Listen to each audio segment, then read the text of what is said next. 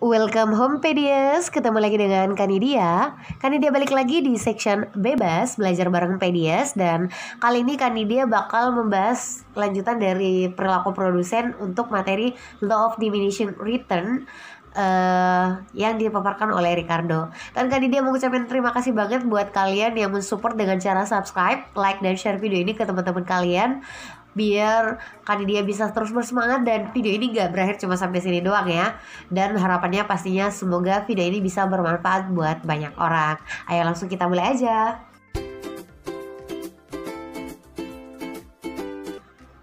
Jadi kalau kalian lihat data yang udah Kanidia buat di video kemarin, ini bisa kita buat untuk versi kurvanya ya. Jadi ini Kanidia buatnya dalam versi yang halus aja, yang nggak usah pakai terlalu detail angka-angkanya biar cepet. Nah untuk sumbunya sendiri itu udah ditetapkan ya. Jadi ini adalah jumlah L dan ini adalah total produk ya. Bisa juga average product dan ini adalah MP. Jadi tiga hal bisa diwakilkan di sini. Nah, kalau mau cerita ini paling gampang kita gambar kurva TP dulu ya. Ini versi Kanidia buatnya versi yang langsung sebut aja ya. Kalau kalian mau coba latihan dibuatin satu-satu ya. Jadi kalau misalnya satu, nah khusus untuk mesin sendiri nggak punya ini ya, nggak punya sumbu untuk gambar seperti ini. Jadi langsung aja L ke sana ya. Jadi cukup 1, 2, 3, 4 doang yang menjadi fokus kita. Untuk kolom mesin itu belum terlalu diperhatikan untuk bagian yang ini ya. Nah kalian kalau misalnya mau gambar seperti ini ya, pelan-pelan aja, jadi modelnya kayak gini. Nah ini adalah kurva dari total produk ya. Jadi kalau kalian perhatikan baik-baik, ini adalah kurva total produk nih ya, yang tadi. Nah ini bisa kita lihat beberapa kondisi nih. Di sini adalah titik total produk lagi maksimum kan ya. Tapi sebelum maksimum ternyata ada beberapa kondisi yang terjadi pada total produk yang menandai kegiatan yang lain ya. Jadi mulai dari sini misalnya ya. Di sini keadaan ini sebenarnya MP itu lagi bakal maksimal. Nah lalu di keadaan yang lain kalau kalian cek baik-baik, di sini nih itu akan terjadi yang namanya average product yang maksimal. Nah, sementara saat PP-nya tadi maksimal di sini ya, ini bakal berlaku MP sama dengan 0. Kalau kalian perhatiin dengan sekilas, ini itu kurva TP itu di ekonomi diistilahkan dengan S-curve ya. Jadi kenapa S-curve Kak? Karena modelnya kayak huruf S gitu kan ya. Jadi kayak huruf S tapi nggak sempurna banget lah ya. Nah selain kurva TP kita juga pasti bisa membuat kurva MP dan AP dong ya. Nah supaya mudah, ini ada kondisi istimewa ya. Tadi kan dia udah sebut kalau di sini TP lagi maksimal di titik puncaknya, ternyata si MP lagi 0. Jadi nanti bakal di titik 0 si MP ini ya. Nah kan dia bakal coba gambar dulu gimana sih gambar dari si kurva MP alias marginal product ya. Jadi modelnya seperti ini, bakal turun terus seperti ini. Ini adalah MP. Nah kalau kalian lihat sekilas, dia itu cuma sebentar banget mengalami peningkatan, setelah itu bakal mengalami penurunan ya. Jadi di sini nih, di titik ini tepat itu akan terjadi yang dinamakan maksimalisasi dari MP ya. Nah selanjutnya kita akan ketemu dengan kurva AP. Nah AP modelnya juga mirip dengan si MP, tapi dia lumayan gak terlalu cepet untuk maksimum ya, kayak gini. Nah AP sendiri walaupun angkanya selalu menurun, tapi dia nggak bakal 0 ya. Jadi cuma akan turun terus tapi nggak bakal menyentuh sumbu yang ini, karena kalau udah sampai di sini berarti angkanya 0 ya. Apalagi kalau ke bawahnya berarti minus. AP nggak bakal mencapai angka 0 ya, cuma akan terus mengecil tapi nggak bakal sampai 0. Nah di titik ini saat AP maksimum ternyata AP memotong kurva MP kayak gitu. Nah ada dua cerita yang bisa kita cerita dari sini. Pertama biasanya ditanyain tentang kondisi-kondisi istimewa ya. Jadi cukup sering menjadi pertanyaan di SBMPTN atau di soal-soal ujian lain OSN mungkin contohnya. Apa sih keadaan-keadaan istimewa di sini?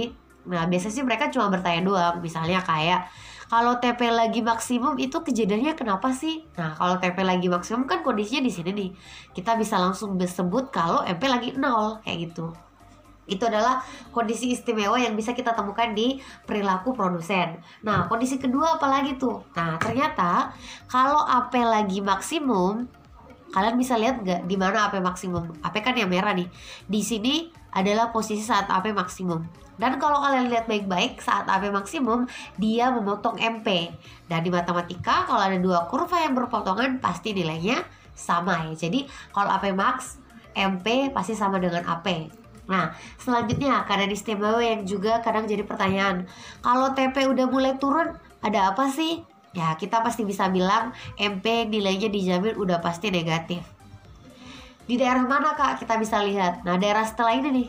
Ini ke sana, itu kan TP-nya udah mulai turun. Pastinya MP-nya juga udah mulai negatif nih, ke bawah seperti itu. Itu kondisi istimewa yang biasa diceritain tentang kurva. Nah, di ekonomi juga kita menceritakan bahwa dalam keadaannya produksi itu bisa dibagi atas 3 tahap ya. Jadi ada 3 tahap faktor produksi. Nah, tahap pertama dan tahap kedua yang mana aja Kak? Tahap ketiga yang mana aja? Nah, kan ini dia kasih tanda dulu ya. Jadi kita hanya membagi menjadi 3 kondisi ya. Nah, kondisi yang pertama itu kapan Kak? Kondisi pertama kalian bisa lihat di kurva itu adalah daerah dari sini sampai sini nih. Ini adalah kondisi pertama. Berarti dari mana Kak? Sampai AP bisa mengalami yang dinamakan maksimum ya. Itu adalah kondisi pertama. Lalu kalau kondisi kedua yang mana Kak? Dari sini sampai sini kan ya. Ini adalah daerah kedua. Bisa kan dia sebut itu dari AP max sampai apa? Iya, sampainya MP itu 0. Nah, kalau di sini udah ketahuan ya, saat TP mulai turun atau MP-nya lagi negatif. Itu adalah daerah ketiga. Nah, kalau saya jadi produsen Kak, itu harusnya memproduksi daerah 1, 2, P3. Nah, di ekonomi kita udah sepakat daerah yang paling rasional atau paling masuk akal untuk kita lakukan itu sebaiknya di daerah 2. Kenapa bukan 1 atau 3 Kak? Di daerah 1, kita di ekonomi meyakini bahwa kalau kamu berproduksi cuma di daerah 1, kamu tuh menyia-nyiakan kesempatan yang ada, potensi yang ada. Kenapa? Karena kita udah membayar gaji kan ya, terus bisa mendapatkan output. Tapi di daerah pertama ternyata realisasinya adalah delta output itu masih lebih tinggi daripada gaji yang kita bayarkan. Nah, jadi kalau misalnya kita bilang ini kita masih ada space lah ya untuk bisa dimanfaatkan lagi, karena sebaiknya kan kita menggaji orang sesuai dengan berapa output yang dihasilkan. Jadi agak sayang gitu kalau misalnya kita udah berproduksi di titik 1. Nah, titik paling ideal itu adalah titik 2. Kenapa? Karena di titik 2 juga kita merasakan dinamakan kejadian total produksi masih terus meningkat. Jadi kita kalau menambah karyawan itu nggak bakal rugi dari segi jumlah produksi. Sementara ketiga kenapa nggak diambil? Ya karena total produksi semakin kita menambah karyawan, maka produksi semakin berkurang. Ya rugi banyak dong kita kalau misalnya mengambil langkah ketiga kayak gitu. Sama dengan kawannya di perilaku konsumen kemarin, di perilaku produsen juga ada yang dinamakan law of diminishing. Nah, tapi yang diminishing ini bukan lagi marginal utility ya, tapi return. Nah, jadi apa bahasa Indonesianya Kak? Law of diminishing return artinya hukum pengembalian yang semakin berkurang. Yang semakin berkurang. Dan ini juga dicetuskan oleh orang yang berbeda ya, bukan lagi Gosen kayak kemarin, tapi ini dicetuskan oleh murid Adam Smith yang bernama David Ricardo. Kalau orang barat biasanya dilihat dari nama belakangnya aja ya. Jadi Ricardo mencetuskan bahwa ada kondisi yang dinamakan law of diminishing return yang berlaku di kegiatan produksi.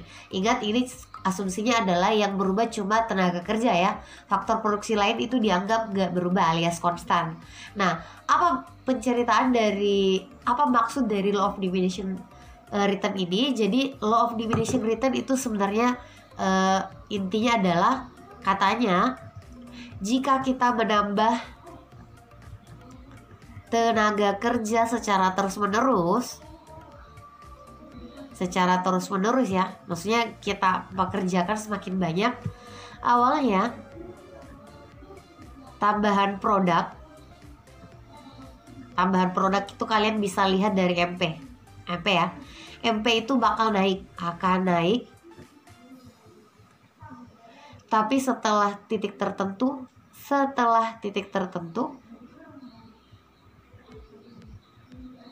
akan berkurang hingga negatif.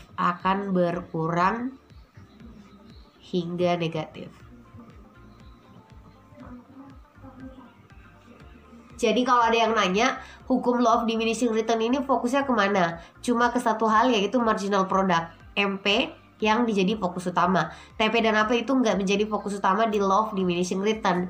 Nah, kata Ricardo apa? Kalau kamu mempekerjakan karyawan secara terus-menerus menambah ya, di awal kamu bakal mengalami tambahan produk yang semakin meningkat. Tapi kalau misalnya udah sampai di titik tertentu alias titik maksimum, dia akan mengalami penurunan terus-menerus sampai dengan negatif. Itu kata David Ricardo. Nah, kalau kita lihat dari segi tabel tadi yang ini nih ya, kita bisa lihat hukum the law of diminishing return itu mulai berlaku saat MP berkurang. Nah, kira-kira setelah mana nih? Ini kan naik sampai 35. Setelah 35 mulai berkurang 25. Jadi mulai berlaku hukum itu di sini nih. Di sini mulai berlaku hukum berarti setelah kita mempekerjakan 5 karyawan ya. Jadi kata ada Ricardo, mending kamu kalau misalnya ini ya tidak mau mengalami penurunan ya pastinya di 4 kayak gitu. Tapi kalau misalnya kita kembali ke kurva, di daerah mana sih Kak mulai berlaku hukum? Nah, tadi dikatakan kalau MP-nya mulai menurun. MP itu warna apa tadi ya? Ya, warna hijau. Tadi MP sempat maksimum di mana ya? Di titik ini kan ya, di titik ini nih. Ini adalah titik MP lagi maksimum. Nah, setelah itu dia bakal terus-terus mengalami penurunan. Jadi kalau ada yang nanya mulai berlaku hukum tuh kapan Kak? Ya setelah ini. Jadi mulai dari sini ke sana akan berlaku hukum yang dicetuskan oleh David Ricardo itu sendiri. Ya, Kanidia rasa udah cukup pembahasan untuk materi law of diminishing return dan 3 tahap produksi. Ntar kita akan ketemu di materi perilaku produsen yang selanjutnya. Terima kasih sudah nonton. Sampai jumpa di video Kanidia yang lain. Assalamualaikum. Tonton video Kanidia yang lain juga ya.